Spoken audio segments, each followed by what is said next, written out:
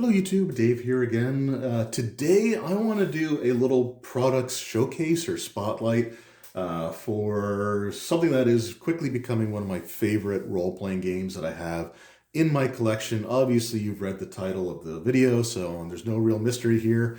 So I'm not going to draw it out, but we're going to be talking about the Dragonbane role-playing game. And what I'm going to be doing is showing off the products that I currently have. The only thing that I am right now missing from the complete catalog of Dragonbane products are the Beastiary standees, like the little cardboard, like pawn style 2D miniatures. I'm hoping to get that at some point in the near future, but you don't necessarily need that in order to play the game. And I don't know exactly when I'm going to be getting it. But a couple of new books just came out for the Dragonbane RPG. I've talked about them, I've done videos on them already, but we're going to put everything together here to show you what is, again, just a really awesome role-playing game. So we're going to start with the first thing to come out for Dragonbane, and that was the box set, the Mirth and Mayhem role-playing core set, whatever you want to call it here. This is, again, I'm a sucker for box sets, and I love when you get a complete RPG in your box set instead of it just being like a simple starter set. But this comes with a rule book, an adventure book with several adventure scenarios to go through, a standalone or a single player solo adventure as well, some maps, and we're going to take a look at everything here. I will be I'll be showing all the products. I'll be opening this up and we'll take a quick look through everything here. But yeah, first, before we do that though, just a few notes about the Dragonbane RPG. It uses your standard role-playing dice. And it's a system where you're actually looking to roll target numbers or below. It reminds me a lot of ability checks in old school D&D. So like in AD&D, first, second edition, and like BX and BECME and all that stuff. If you had to roll for something that wasn't necessarily covered by another rule, the DM would typically have you roll against one of your abilities, and you would be looking to roll your 20-sided dice and getting your attribute number or below, and certain things might modify it. Like in second edition AD&D, you had skills, non-weapon proficiencies, where like the roll would be your intelligence score maybe, but -3. So if you had a 15 for intelligence and you were rolling for the skill that had intelligence -3, then you'd have to try to get a 12 or under on the die. So it's a great system for people that roll really bad like I do. Although when I was running this, I had never seen so many natural 20s in my life in a system where they don't matter. And when I'm playing systems where you want to roll high, I've seen so many natural ones that, like the joke that I use now, which is probably going to drive people crazy, is like, if we were playing Dragonbane, that would have been a critical success and not a critical failure. So something to keep in mind here. But let's just take a quick look at the box here. Again, really nice, sturdy, solid box. We've got our product catalog, which I've shown off a bunch of times.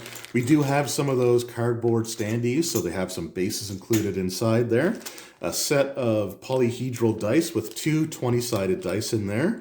We got our D10, no percentile dice. There's no percentile rolls in this system, but we got the 4D6 for character creation, the D4, a D8, a D12, and a D10. The D20s are also marked so that the rolling a natural 1 would be rolling a demon, which is bad. Or sorry, natural 20 is a demon, if I can get it to focus there. So that's bad. You don't want to see that one. That is a critical failure. But if you roll a dragon, then that's a critical success. So 1s are good, 20s are bad. So cool to know that. And then we've got some cards here as well. So we got treasure cards, and I actually really like these. So these are just when you go into, like, if you defeat some enemies, instead of predetermining what treasure you might find, you can just shuffle these up and have the players draw a card or two, or a card per player or something like that. Again, really cool stuff. I actually like the card system in this game quite a bit. So we got that, and we also have our initiative cards. So in Dragonbane, instead of rolling for initiative, you actually draw cards, and you do this every round. So the initiative changes every round. Unless you are a fighter, because the fighter has an ability that allows them to spend some of their willpower points to retain their initiative card that they drew on the previous round, so that if they got like a really good low number and they want to go before the monster, for example, then they can do that. But they actually also give you more than just the number. They give you some notes here. So it says the number above decides your turn order. Draw a new initiative card each round. On your turn, you can move and perform one action. Flip this card when you have performed your action. Because there are some defensive things that you can do as well, but you need an action in order to do them. So if you've already gone in combat and there's a dragon flying down towards you with his mouth open, ready to breathe fire, but you've already fired your bow at it or something, you're not going to be able to dodge if he uses that breath weapon. So there is a little bit of risk-reward type of thing. You can also swap cards with either another player or even an enemy. They have to have a higher number than you, meaning that they haven't been able to go yet in combat, or they haven't been able to do anything during the combat yet, and you don't get to choose. Like, they don't get to say, no, we're not going to switch. You can force the switch, but again, if you force switch with a monster, then that monster gets to go before you because their number has to be higher and you have to give them the lower card. But there are situations where maybe you would want to do that.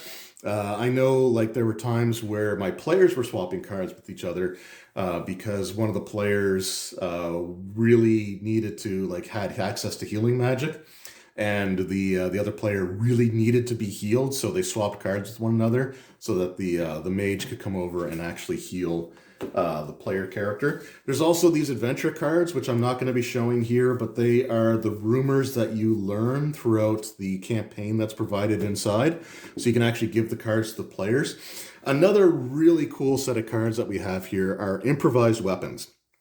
So in the Dragonbane role-playing game, if you roll a natural 20 and crit fail with a weapon attack, you can actually damage your weapon, which means that generally it's either unusable, or when you're rolling to attack with it, you have to roll 2 dice and take the higher number, which in this is bad. So if you have like a broken weapon and you need something to fight off a monster with, they've got these improvised weapons, and not only do they have like just the improvised weapons, but they're also broken down by different terrain types that you might be in. So there's forest, cave, inn. I think that's it. So forest, caves, or inn. So above ground, below ground, potentially, and in a tavern. So let's take a look at the inn ones first here. So what kind of improvised weapons could you get in an inn?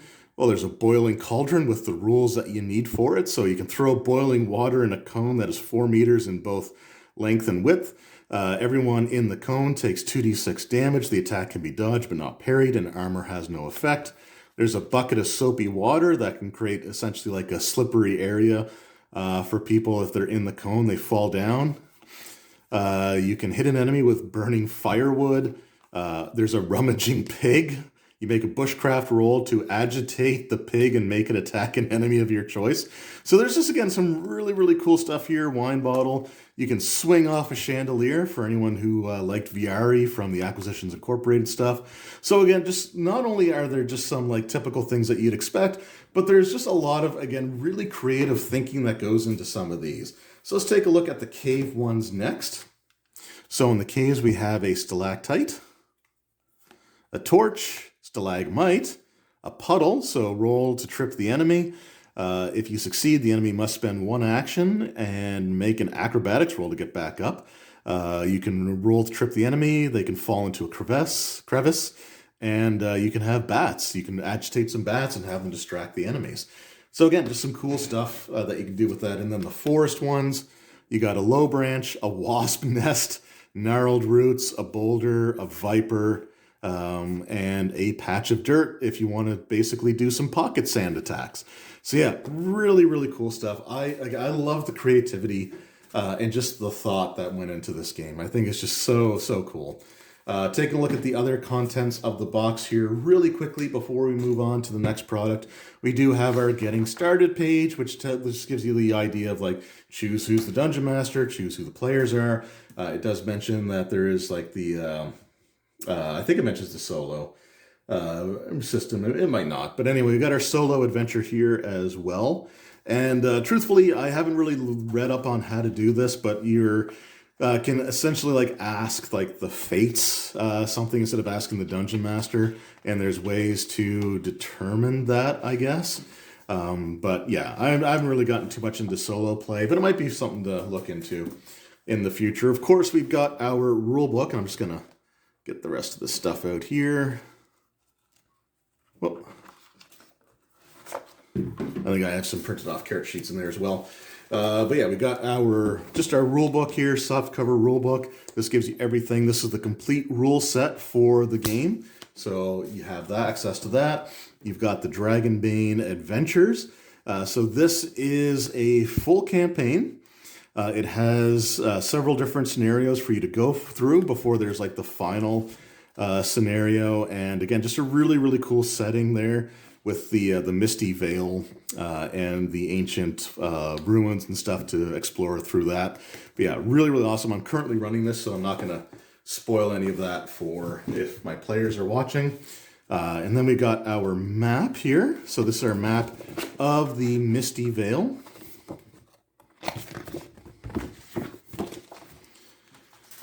So again, a really nice thick stock on the map as well. It does not feel flimsy. It doesn't feel like it's going to tear if you fold it and unfold it more than a couple of times. It has the mountain pass that you go through at the beginning with the opening encounter, the town of Outskirt, and it's actually depicted pretty well. Again, it's not necessarily to scale because like I don't think that this town is like 15 kilometers wide. But it's exaggerated so you know where like the main town is. Everything else looks maybe a little more realistically proportioned, but again, probably a little exaggerated. But yeah, really, really cool stuff. I forget where my players went through. I think they were going through the Haunted Marshes, but I'll have to see. I'll have to see when I take a look at the cards there. But yeah, really awesome stuff. Oops, didn't mean to bump the camera there. And then on the back, it just has all of the backers from the Kickstarter. And that's a lot of names and very, very small print. So it's so awesome to see that so many people helped get this off the ground. We've got our pre-generated characters here. So these are ones that you can just use right out of the box if you want to. We've got our old mage, Archmaster Eodin.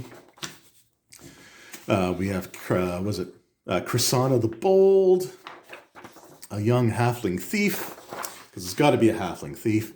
We have Orla Moonsilver. There might be a couple of other pre-gen characters as well that I'd shoved further back because they were sort of close to what the players already had that were for my session. We got Orla Moonsilver, so you have an Elven Hunter. Then we've got Makander of Half Bay, and of course we have to have our Mallard Knight, which is pretty awesome. There are a couple of other pre-gen characters here, so let me just get them and get my homemade notes and stuff out of there.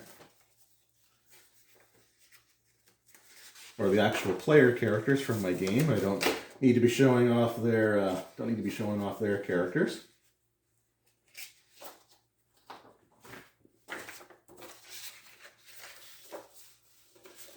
But yeah, so we also have Bastone Bloodjaw,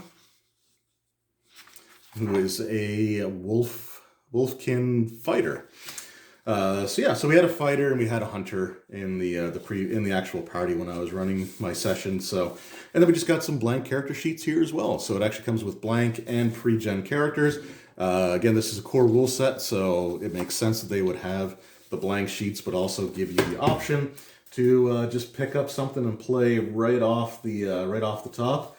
I think that's, again, fantastic. Just got some homemade notes there and some character sheets. And then we've got just the battle map to use here. And it's actually a really nice size, I gotta say. Like, if for a tabletop, like I'm playing on my kitchen table, and this is a fantastic size for that. Then we got the backside there, which is like an underground dungeon setting. I like that there's kind of like either dirt patches or bloodstains potentially on there. But again, really, really cool looking, really nice looking terrain maps for you to use, just general purpose. And then we've got our 2D pawns. So like I said, there is a pawn set for the Beastiary book as well, which we're going to take a look at here very, very shortly. I don't currently have that, but it is something I will be adding to my collection. We got our player characters here, and then we got our, so player characters, and then our like monsters, a few more player characters kind of scattered throughout here. But yeah, really, really awesome stuff. Absolutely love it. So that was the Dragonbane core set. And of course I put all the stuff all over the place here, so I won't be putting the box back together currently. But the next thing that I have is the Game Master screen. So again, I did do a video on this. It's a 3-panel landscape style screen. We got some really cool, again, it's sort of the box, the cover art for the Dragonbane with like the really vicious looking dragon there. I love that his mouth is glowing. You know that a breath weapon's coming your way. But then we got just the charts on the other side. And again, some great stuff here. You got your typical NPCs and their attributes. This came in really, really handy. NPCs and skills, initiative, 0 hit points, what happens to them, and attribute stuff. Then you got your list of actions, measuring time, so rounds, stretches, or shifts. What free actions you can do, what normal actions you can do. Of course, you can always move and do an action on your turn. Then the rolling a demon and melee table. So again, this is where you can actually damage your weapon.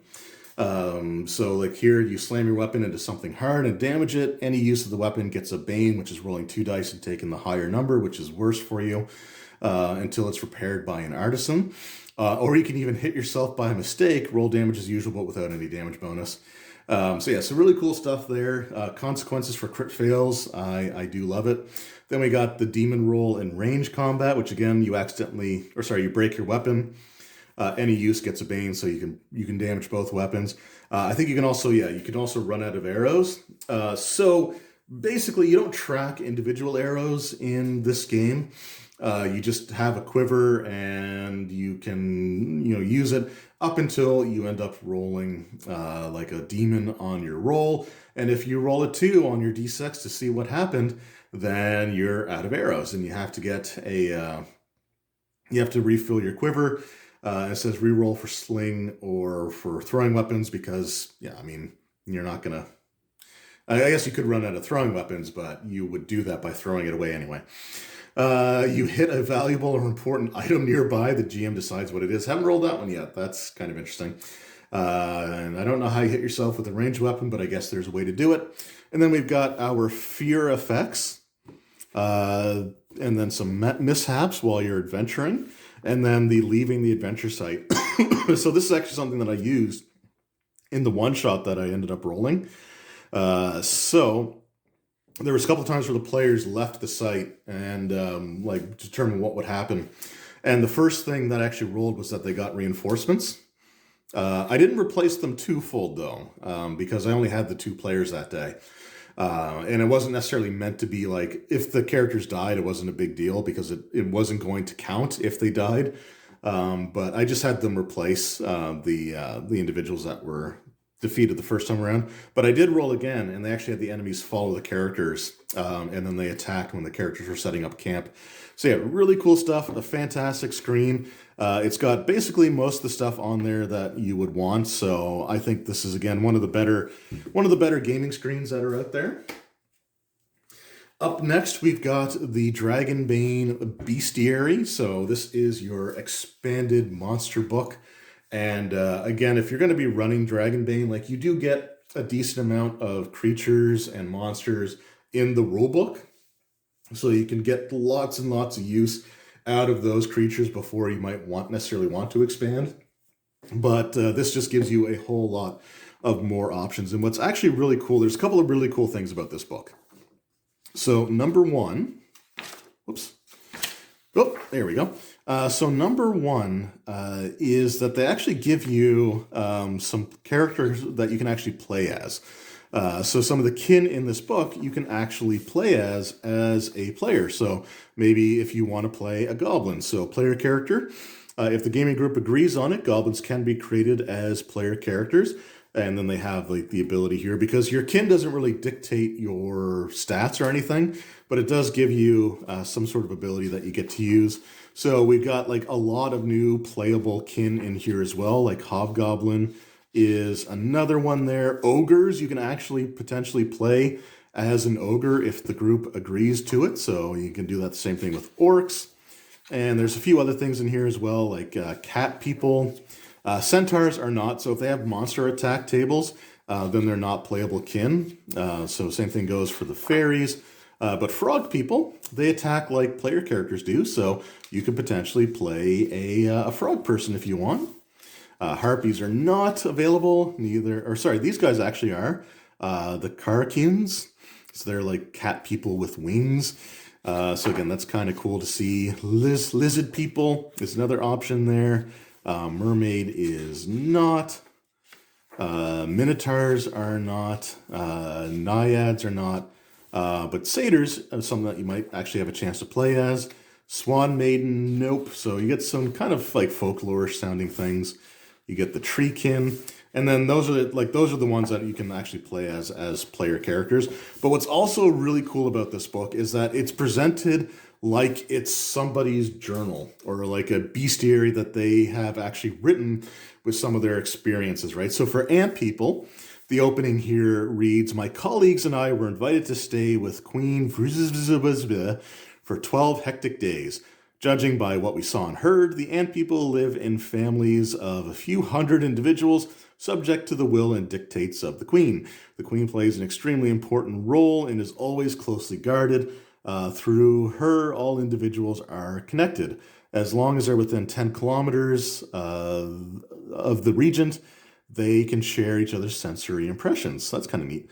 In other words, they communicate telepathically within the family, while sign language is used to communicate with outsiders and ant people from other families. This probably explains why one rarely encounters ant people far from their homes. Groups of warriors are sometimes dispatched on scouting missions to strike at potential threats.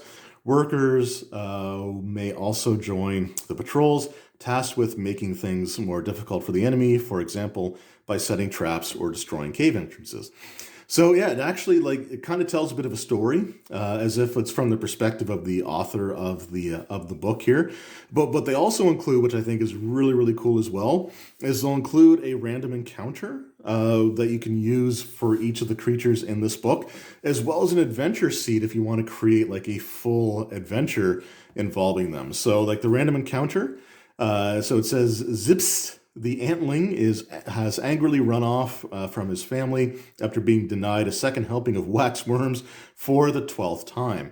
A group of ant creatures takes to the surface to find the runaway and catches up with him just as the ever-hungry Zipsis makes himself known to the player characters in their camp or on the road. The ant creatures, upon viewing the scene, come to the conclusion that Zipsis has been captured or is under attack. Verbal communication is impossible.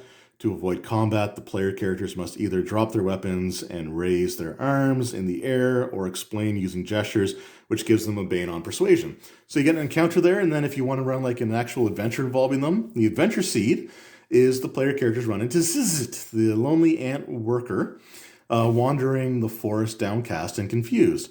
If they make an effort to communicate with the worker, they eventually learn that he is the last of his family. A monster laid waste to their home and had slew the queen. So Zizit is now looking for a new family, a new life. If the player characters agree to take him under their wing, he promises to lead them back to his abandoned home and its treasury. I like how it's in quotations, where the family kept coins, items, and other things they acquired over the years. Is the monster still there? If so, what kind of beast is it? How will the world react to the player characters traveling around with an ant creature? So again, it gives you like more than just the stat block, which I think is really, really cool to see. Like you actually get a little bit more, again, kind of plug and play or drag and drop kind of stuff in here. So again, you might just want to use a random encounter with a cave troll, or you might want to design an adventure that involves them. This gives you options for both of those. And you don't necessarily need to use the actual encounters. You can just sort of get ideas of how to present these creatures in your game. Right. So, for example, trolls in this game aren't necessarily just like monsters that always like to attack things. They can be talked to. They can be sort of negotiated with, or they might have something that they're looking for that the players might be able to help them with. So you don't necessarily always need to resort to violence in this game, although your players probably will. I know my players certainly did. But again, you got like so many cool creatures in this book. Sea serpents, you get werewolves, wargs, and then you get like a whole bunch of really cool undead in here. It does include vampires, which is one of the things that I wanted to figure out how to stat out, because if I were to run Dragonbane, I might want to involve a vampire in my game, but I don't have to do that anymore because they're right there. Then they got wights, will-o'-the-wisps, just getting some really cool stuff in here. And then of course we have to have our dragons. It is called Dragonbane after all, and you get like different age categories. The one shot that I had designed that I'm probably going to be running at the convention actually involved a young dragon, and it was quite the fight. So yeah, really awesome stuff there. And then we get some demons. Just overall, a really fantastic book, and if you're looking to run Dragonbane, especially if you want to design your own campaigns, this book is just completely and totally like invaluable. Like you'll be using this quite a bit, and again, it's just fun to read. Like I just enjoy reading like the journal style entries and reading the encounter ideas or campaign ideas, just to see like kind of how they present the monsters in this game, because it's a little bit more folklorish for some creatures, and I'm not necessarily up to speed with a lot of, especially like European folklore. But yeah, really cool stuff. This is a fantastic book. Again, really nice quality. Everything, it feels like it's not like a cheaply made product. The page stock is really nice and thick. It's got sort of a matte finish to it. Nice thick covers, really good binding on it. Just a fantastic product overall. So there's our Beastiary. And then finally, we've got the core rulebook. So this is a standalone rulebook. I just recorded or just uploaded a video of me sort of giving you my thoughts on it. But just in case you haven't seen that video yet, this is the same rulebook that's included in the box set. So it's the exact same rules. However, some changes were made. Like errata has basically been incorporated, and they actually give you the notes on what's been updated and changed right here at the very beginning of the book. So it's really easy to find the updated information that you might need for your campaign. So when I'm running this, the hardcover is going to be what I'm using, but I will make the soft cover available to the players just so that they'll be able to look stuff up if they need to. But yeah, really cool. It's page for page. So if something references like the artisan or like the different spells or different, rules from this book in future releases, it doesn't matter if you're using the soft covered rule book from the box set or this. The page numbers will be the same, which is fantastic. This also comes with a new adventure that's at the back of the book here. So this actually gives you something that you can run your players through. This was not in the box set, so this is new material. It's not like a huge adventure or anything, but it's still cool that there is like an adventure tacked onto it here.